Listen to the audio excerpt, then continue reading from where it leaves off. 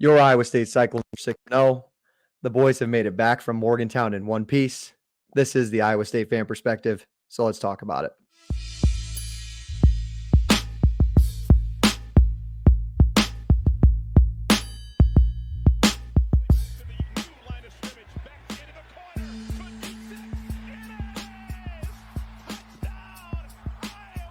Snaps good, holds good, kick on the way by Conradi, end over end, and it is good! Kyle Conradi hit a 54-yard field goal, and Iowa State leads it 20-19! Oh my goodness! What's up, everybody? Welcome back to another episode of the Iowa State fan perspective here at Play the Fight Song. I'm Jake. As always, my co-host, my brother Justin. We bring you guys yet another exciting week. Yes, we bring you this show normally on Mondays, but this might come to your feed on Tuesday as we did travel to Morgantown this weekend. We will talk about it a little bit, but some traveling issues yesterday prevented us from bringing you this episode a little earlier. Justin, I'm glad to see you've made it back in one piece. How was your end of the trip? How are we doing tonight? Doing better. We're a little tired, a little gassed, but good to be back. Good to be back in Iowa. Good to be back winners. So can't complain. I think tired is an understatement. Me and my friends went out Wednesday, and that may have been a day too long. Justin decided to make the road trip via van and also had a little hiccup on his way home, which turned the 13-hour trip to 19 hours. But nonetheless, the tiredness will not keep us away from being in Jack Trice Stadium this Saturday, Justin, as your Iowa State Cyclones are taking on UCF as 6-0, ninth in the latest AP poll. This is a struggling UCF team. We will cover all of that, but we will break down that game. If you guys are new to this, we had a lot of interaction last week, so we appreciate everybody that is tuning in each and every single week and all of the new faces coming in each and every single week. We had a lot of West Virginia fans. Sorry about the loss, but if you guys are wanting to tune in to talk more Iowa State football, you are more than welcome to. Maybe we will get some new UCF friends in the chat. Me and Justin are having a lot of fun with this, and really what we do, if you're new, always breaking down the week before. We break down the game that happened, and then we will preview week 7. I couldn't remember what week it is. We're diving into the middle of the college football season at this point, so I'm kind of losing track where we're at. But Justin, we do have to talk about Morgantown a little bit before the game. Just let our West Virginia friends know. I think they are wondering how our time in Morgantown really was. Yeah. From the moment that we were contacted by Shane and Joey, those guys over on the West Virginia side of things, I just really appreciative of how gracious those guys were.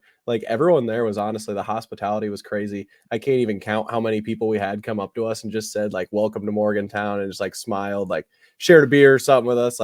Honestly, it surprised me. I know Ames is usually a pretty gracious host and usually not too hostile to other fans, but yeah, they definitely blew us out of the water there. It was a great time. A lot of good people. So a lot of good people, some pretty good moonshine. I can't remember that gentleman's name, but we appreciate his offer. Yeah, and also good point, Justin. Shout out to Joey and shout out to Shane at the Voice of College Football on the West Virginia side of things.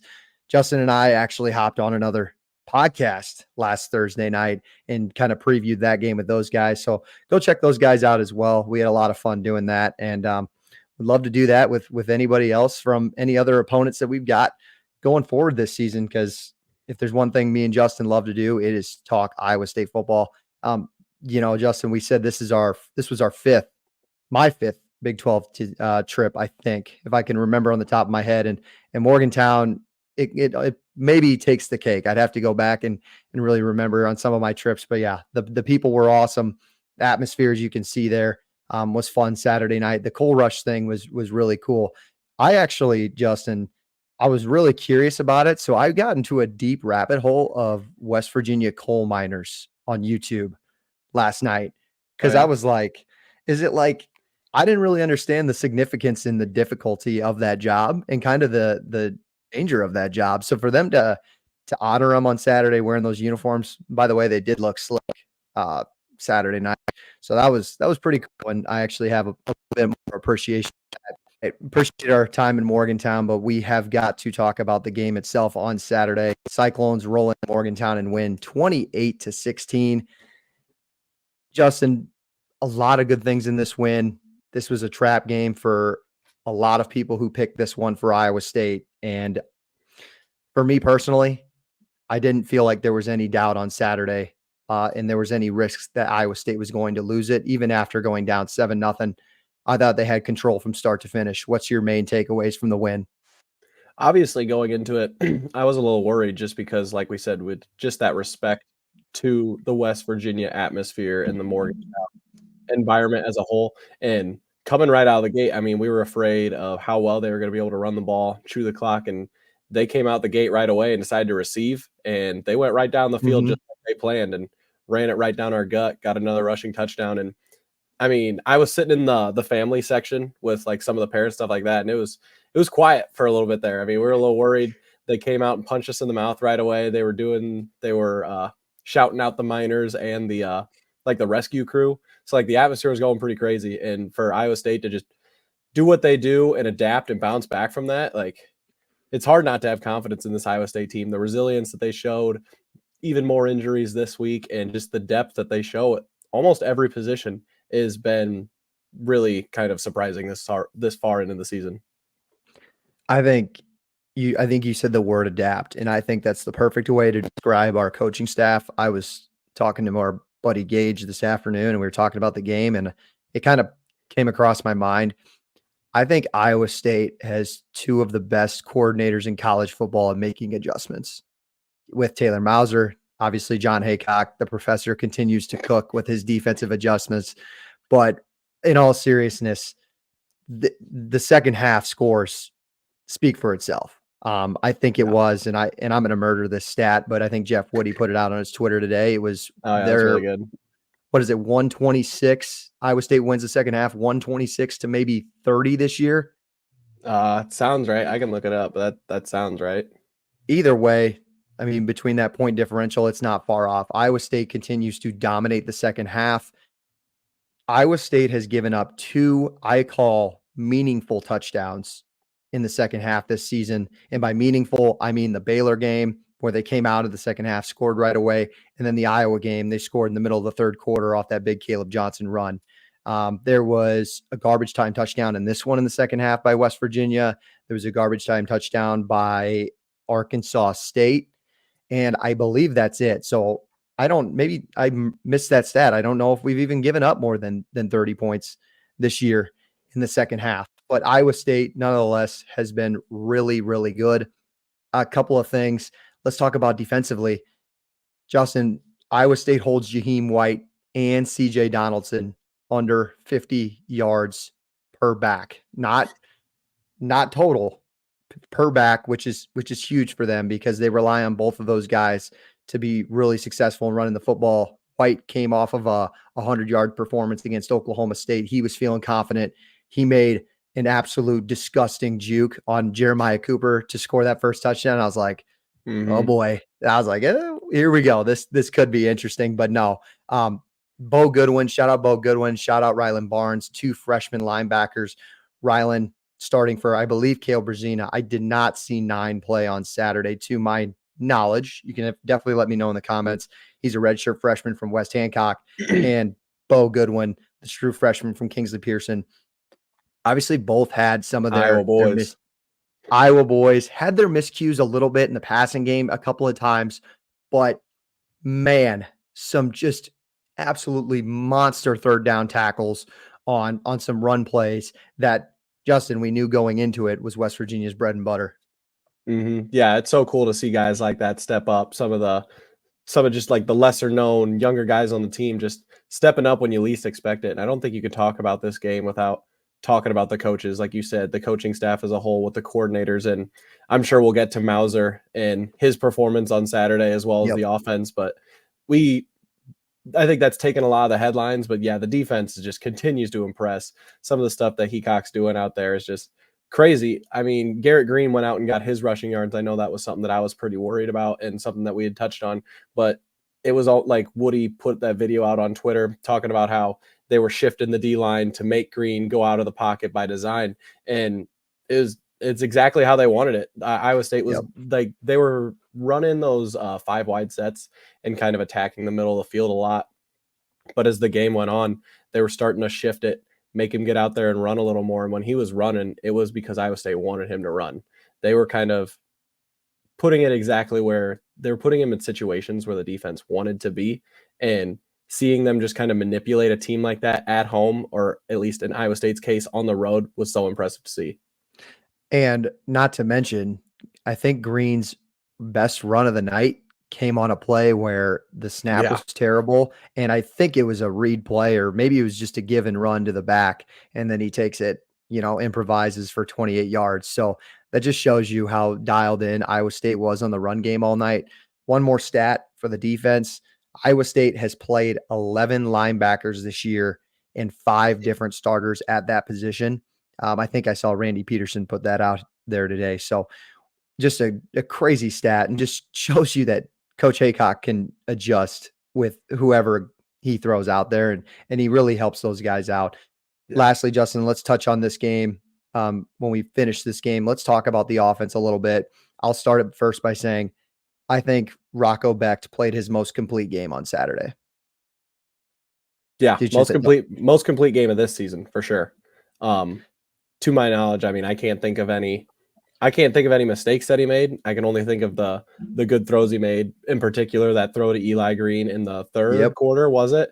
Mm-hmm. Such a big time play as we were starting to pull away there in the second half. And I can't talk about the offense without talking about Taylor Mauser and that performance, some of the play calls as well, because when everybody's looking their best or as good as they are, it's usually by design. And I think something that I noted is you look around on Saturday and you see so many teams struggling after losing their offensive coordinators and kind of losing their offensive identity, in particular, like Oklahoma and Kansas and things like that. Iowa State loses a very high quality offense coordinator to the NFL, and they don't miss a beat, and they hire in-house. And I think that's just a credit to Coach Campbell and a credit to the culture that those players and the coaching staff is starting to form there. I know they've talked about we get used to the same preaching that Matt Campbell makes week over and over. And it's just crazy to kind of see it start to take form within the coaching staff and within the players too. Yeah, I completely agree. I think I said this, or just it came across my mind. I don't know if there's a better offensive coordinator in college football that has successful plays out of timeout situations. You usually kind of hear that stuff maybe in basketball, like their ATOs after timeout plays and their success there. But Mauser is so good. And obviously, I think the one that comes to mind is, I believe it was the 4th down. They call a timeout. They run that little option pitch play to the short side of the field, nonetheless, because they stack everything in the middle. It looks like Carson Hansen's going to run the ball and just get his 2 yards like he was getting all night. We'll get to him in a second. But no, he tricks him. He goes outside, and it's just like what Taylor Mauser's always doing. It feels like he's one step ahead. But I will give credit to him a little bit too, where I guess I can take that back. He's been aggressive to start some of the games this season, but I think he has the patience to let things develop in his play calling. Being a young guy, he doesn't try and go and prove it out there the very first play. Maybe North Dakota is an exception, but that was North Dakota, right? Yeah. But he really lets the game kind of unfold. And then he said it in that Baylor quote. Did you see that Baylor quote where the football team was directing it? And he's like, guys, we haven't touched into half the playbook. And that was his halftime speech. So it is true. And it shows on the field, his patience. Let's talk about the running backs. Abu Sama starts the game. We can kind of dive in his play a little bit if we want to, but I would rather just shine the light on Carson Hansen, who gets 3 scores on Saturday. I don't believe he eclipsed 100 yards, which is too bad, but I thought he, 96. I was going to say, I thought he did 96 yards though. 96 yards, but in a game where it felt like every yard was needed, he got it, man. Like he was the difference offensively, because I heard somebody, I don't remember what podcast I was listening to, they broke down every single scoring drive that Iowa State had, and it was like, you know, uh, 13 plays for 7 minutes, 6-minute drive, 8-minute drive, just slow. This Iowa State team has the ability to create explosive plays on offense, but this was a test to, okay, slow it down, stay patient, and you have a power back. I thought that was the most impressive thing because I wasn't sure if Iowa State could do that so far this season. Yeah, it's something that our defense does so well is they just make the other team predictable. And I think the hardest thing about this Iowa State offense is they're so unpredictable. Mhm. I don't know. I don't even know how many sets they ran out there this weekend. It felt like they were flipping between five wide and the I formation like every other play. Yep. And I don't know how you can plan for that as a defense. It's just a test of the depth and honestly the football knowledge that Mauser has and these players have, because it takes a lot for all those guys on that offense to be on the same page and to be flipping through all those formations as well. Yeah, that is a great point. I do want to just give a couple of shout outs before we wrap up this game in general. You said it before, Justin. Shout out Eli Green, who didn't have a bunch of catches, but that was the first time I think I saw a third receiver that was a legit threat for Iowa State. Besides, obviously, I know Ben Bramer is a nice tight end, but an actual receiver itself makes 2 monster catches on third downs. That was awesome. If they can tap into him a little bit, that's going to be huge for the passing game going forward. And I do want to make a shout out because the run game worked so well last night. Obviously, the offensive line played really well, but we got to give out, friend of the podcast. Apparently, we got to give a shout out to Steve-O because he was battling through injury. Campbell said in the post game with his leg injury, and he's like, you could go back and watch Klotz's block on those touchdown runs for Carson. I'm not a football guru. I can't not, like tap into the formations and everything like that. So I had to go back and rewatch it and then specifically watch Klotz. And I thought he did a really awesome job there. So if you're an Iowa State sicko and you have a chance to go back and watch maybe certain players make big time plays that weren't shown on Saturday, Klotz was definitely one of those. So shout out to Iowa State, shout out to the big win. But if there's anything Matt Campbell's taught us, it's on to the next one, right? This team won this football game in an emotional game where your quarterback's dad was honored at halftime in a huge Hall of Fame presentation. And this team just looks so mature, and they weren't really not that they couldn't be excited about a win. It didn't seem like they were overly excited about a win, which I think is a good thing, right? Yeah, we were down there. I know they've got some videos and some pictures of like the team going and celebrating in the corner. We were down there for some of that, and I was kind of expecting everyone to go like kind of crazy, and we did as fans. But yeah, the team just kind of carried on as business. They went by, like gave everyone some high fives, and it was straight to the locker room. It was very business-like and gives me a lot of confidence as a fan, honestly. Just one of those little things that like honestly doesn't mean much, but it's something we've been touching on for a while. The team just really seems to be on the same page and kind of in the same movement, coaching staff and players all the way through top to bottom, honestly. Well, I mean, the stats says it, right? This is a 6-0 team for the first time since 1938. If you remember the 38 team, good for you. But I'm just going to say it's the first time ever in Iowa State history, because back then they were still called Iowa State College of Ames.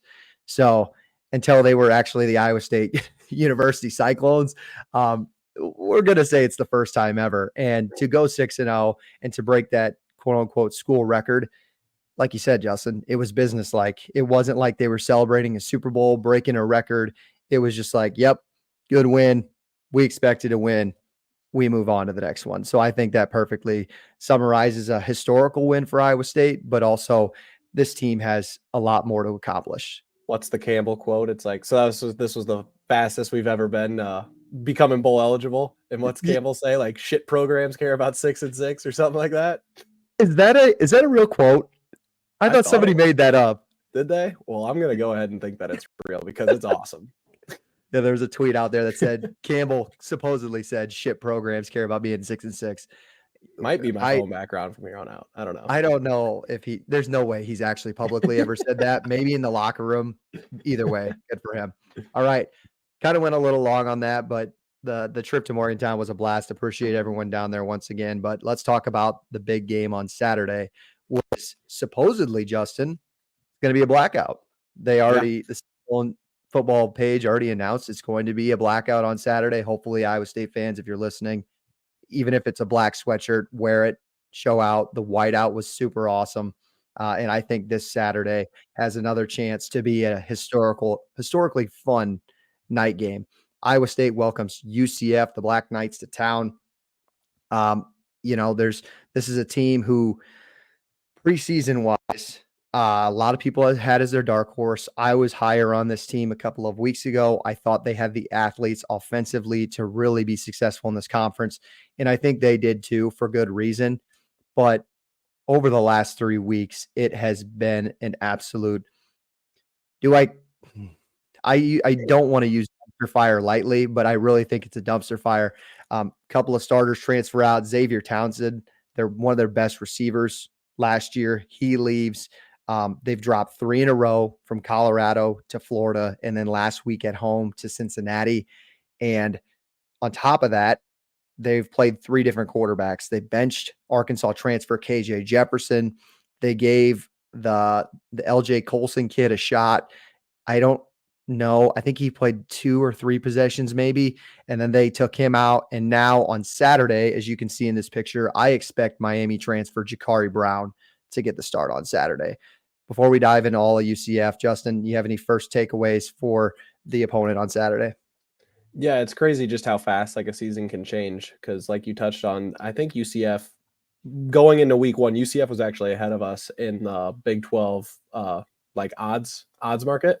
And this has been a game that we've had our eyes on for a long time. I know we've been excited for this one. We were talking about after the Iowa game, like looking for another team that's good at smash mouth football, can run the ball, has a versatile quarterback, good running backs. And just to see how the dynamics of this game has changed over the past couple of weeks, I was expecting us to be like a 2-point favorite or something like that. I think right now it's like at 14. And just as a overview as a whole of UCF, I felt like this going into the game, if we could figure out how to deal with West Virginia and their style of offense on the road in that environment, there's no reason that we shouldn't be able to do the same and on a bigger level to this UCF team. Yeah, absolutely. And it starts with the line of scrimmage. I think West Virginia is much better on the offensive line and maybe the defensive line than UCF is. So Iowa State West Virginia has won't a great see it. O-line.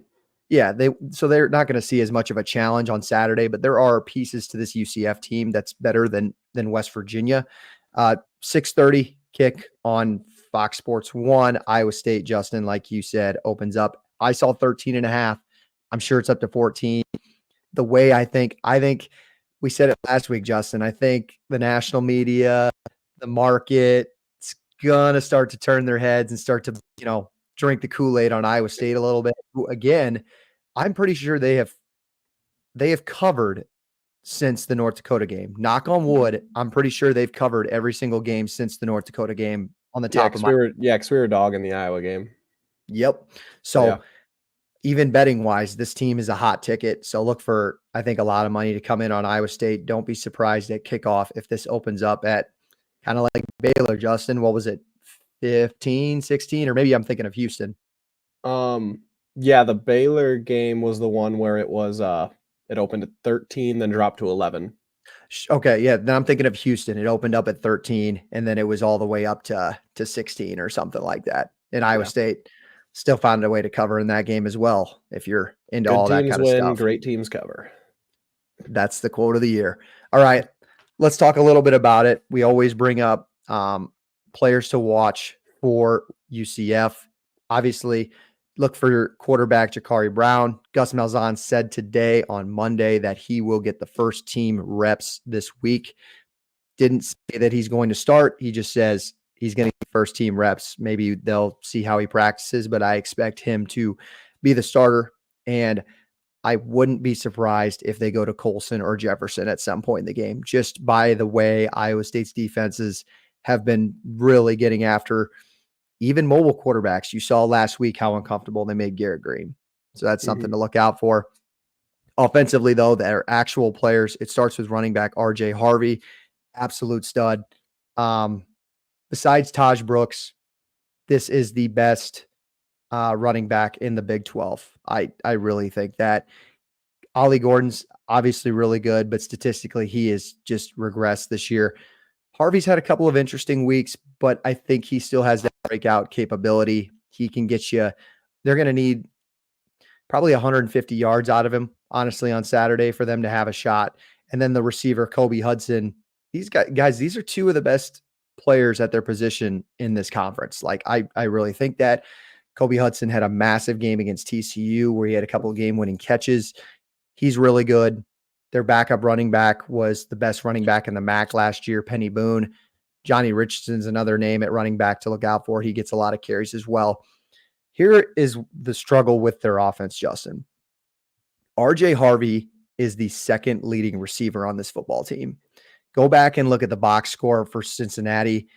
Besides Kobe Hudson, there are no other receiving options on this team right now. He's the second leading receiver on the team, and he does not have 10 catches yet this year.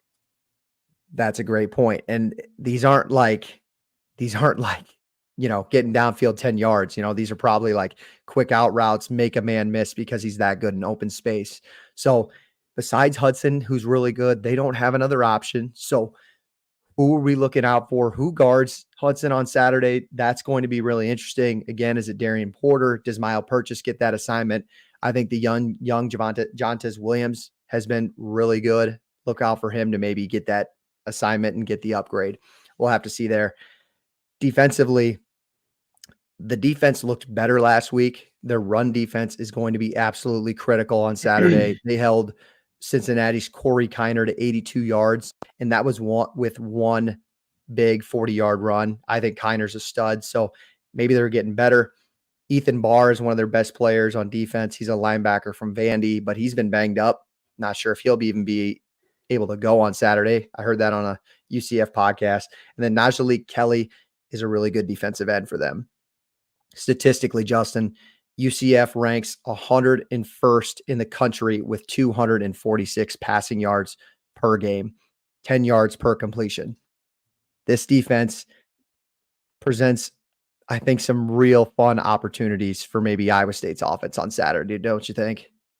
Yeah, even with a player as good as Garrett Green, they got to the point on Saturday in that second half where when they were dropping back to pass, like we were getting a little excited. At least we were in my section. When they kept running 5 wide, it was working a little bit, but you kind of knew the inevitable was going to be coming. And I feel like you could get a lot of the same situation this week, unless one of those younger new guys who we don't expect it from can have a big performance. I really don't see a way where they're going to be able to throw on this Iowa State defense very effectively.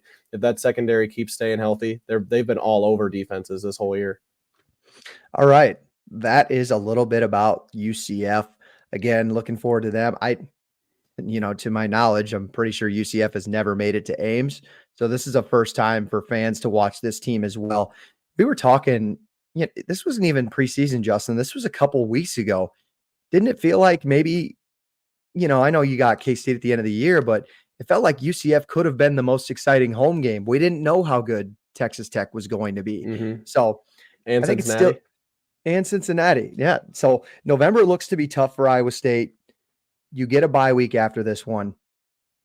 We're going to cover our keys to the game here in just a second, but I think this is an opportunity to head into the bye week with some big confidence because, like you said, Justin, you got Texas Tech at home, Cincinnati at home, on the road at Utah. You have Kansas mixed in there. You got K-State at the end of the year. November is going to be their toughest challenge. We obviously see this Iowa State team getting better every single week. But before I give mine, what are your keys to the game on Saturday? Yeah, for me, it's honestly pretty simple. And it's just like Iowa State and both sides of their ball and the special teams staying disciplined. As we've shown, I think Iowa State's one of, if not the most talented team in the Big 12 at this point. And we know, like, if something out of the ordinary has to happen for this offense, for this UCF offense to have enough success on Iowa State for them to come into Ames in a night game and steal it. And if we continue to minimize the penalties and minimize the turnovers like we have the first 6 games, I just don't see a way where UCF can come in and pull off this upset. Absolutely. Going on top of that, you got to limit explosive plays. That's my first key to the game for Iowa State. Iowa State is still top 5 in passing defense. ironically enough, UCF actually ranks in the top 10 in passing yards per completion. Even though the passing offense has been super inconsistent, they're going to take the big shot. I keep saying it. Kobe Hudson is one of the best playmakers in this conference. They're going to want to take the shots with him. And in order to, mix some things up in this game. Secondly, I think you need at least a consistent 3.5 yards per rush. Carson Hansen had 4.8 last week. I definitely want to see 26 get a ton of carries on Saturday. I think Jalen Jackson could have a better game. He struggled a little bit, but I thought the reads were there. I think physically he's just a little more limited against a stronger team like West Virginia than Carson Hansen was. But this is not a very good rush defense, at least to this point in UCF. So maybe 12 gets going again. Who knows with Abu Sama? Maybe he'll have a home run play mixed in there. You never know with him. And then last but not least, continue to limit these mobile quarterbacks. You did, like we said, Justin, a phenomenal job against Garrett Green.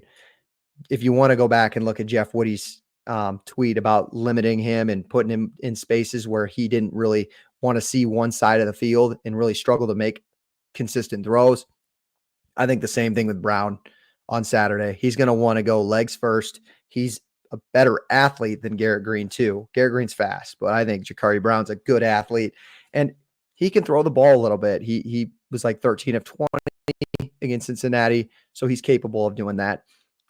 I think that this is another good test for Iowa State. It seems to this point, Justin, it's kind of funny how the schedule works, because I think this Iowa State team, as it continues to get better, continues to get challenged in different spots. And that's when we continue to learn more about this team.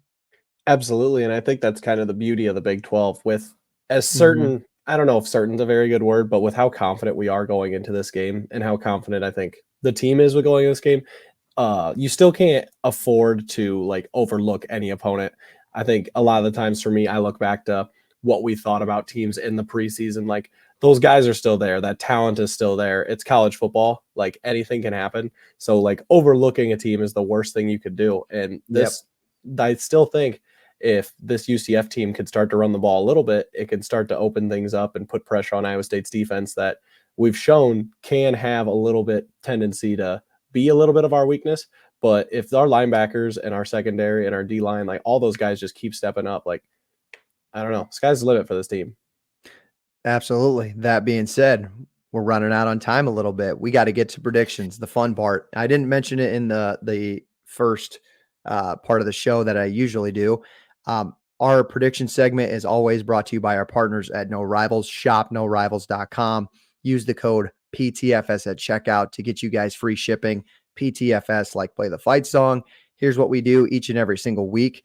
Side note, I also have to check the West Virginia video to make sure none of you nailed the score, because if I do, I owe you a hat, right? Here's what I want. Give me a winner on Saturday between UCF and Iowa State. Give me a score prediction. Say Iowa State wins 41-28, and Iowa State nails that on the head. If you're subscribed to us here at Play the Fight Song, we will get you guys a hat at shopnorivals.com. Go check those guys out either way. The best hats in all of college sports. Yeah, we're going to continue to do this because knock on wood hasn't been done yet, Justin. And Justin, I'll let you throw a comment in our video. And if you nail it, we'll get you a hat as well. So everybody's allowed to jump in on this competition. All right. I'll stop talking. Justin, prediction time. What happens on Saturday? It's very gracious of you to allow me to go and comment on the video. So I don't know. I feel like going into this game, I don't think we'll see as aggressive as play calling as we did against West Virginia. Obviously, we touched on how big that game was for us and being in that environment. I think being back in Jack Trice, we could see kind of trying to see. It'll be more similar to the Baylor game is what I'm getting at, where Mauser will be waiting it out and kind of seeing what the defense is going to give us. So I could see that kind of be ending up being a lower scoring game. And like we touched on, I just don't see, unless something unexpected happens, I don't see how this UCF team is really going to get going enough to overcome Iowa State. So for me, it's going to be 27-14 Cyclones. And I think that kind of puts us right about where the spread is. It's like right at 14. So, and I think it could hit the under just because Iowa State's not going to have to do anything too fancy and too crazy to Yep. move into that bye week. I'm sorry. Repeat your score again. I was just trying to look up the over under for the listeners. I missed it. 27-13. 27-13, lower scoring game. The over under is set at 48.5. So to my terrible math, I think that would go under, Justin. So It would. I think you picked under.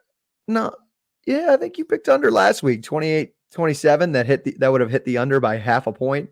Also, shout out to JP on our live weekly show at Play the Fight Song every Wednesday. His pick of the week was the under in the West Virginia game. So nailed it there. Shout out to you, JP. All right. My prediction. I was going back and listening to some UCF podcasts. I'll shout out this. I think it's the Sons of UCF. They talk about, the football side of things there. The vibes with UCF right now are pretty low. And I think he stood for a lot of what the fan base was thinking. And ironically enough, with this team, their offense has struggled mightily the last couple of weeks. Against Florida, only 6 points in that game. Last week against Cincinnati, only 13. Things could get ugly on Saturday if they don't, come out and have some big plays. I think from the beginning, I'm going to predict that Iowa State, this is a mature team. I don't think they're going to let last week get the best of them. I think they're going to punch them in the mouth. They're not going to get their explosive plays. And Iowa State takes control from the jump. I'm going to say 31-13. I think the defense isn't as good as West Virginia's, and I had them scoring 35 last week. Maybe I was a little cautious. Maybe I was a little optimistic. But that being said, Iowa State's averaging 30 points a game this year. I think do they get to their average, Justin? I'm going 31-13, and that's clearly a cover. Yep. You never underestimate a team in wounded dog mode in college football, but who knows? Are they considered wounded dog mode? They kind of. I don't want to. You want to call them dead dog? Yeah, I'm leaning more dead than wounded. I think by this point in the season, it's an easy tendency to assume you know a lot about a team, but you got to remember we're still only 6 games into the season. We're only halfway. A lot of things can change, and we've got one more game going to the bye. I think that's going to come at a great time for us, but you don't want to jump to too much conclusions this early in the year. And I think this Iowa State team's mature enough to know that, but it's college football. Things are still going to be unpredictable, and you just got to be ready. And hopefully Jack Trice brings enough energy this weekend. I know my energy was a little lower today, but not gonna stop us road dogs from being ready for Saturday. And hopefully it goes the way we'd like. Justin, you always perfectly summarize it at the end. All right, that will be the conclusion of this show. Appreciate you guys tuning in once again each and every single week. Bye week next week.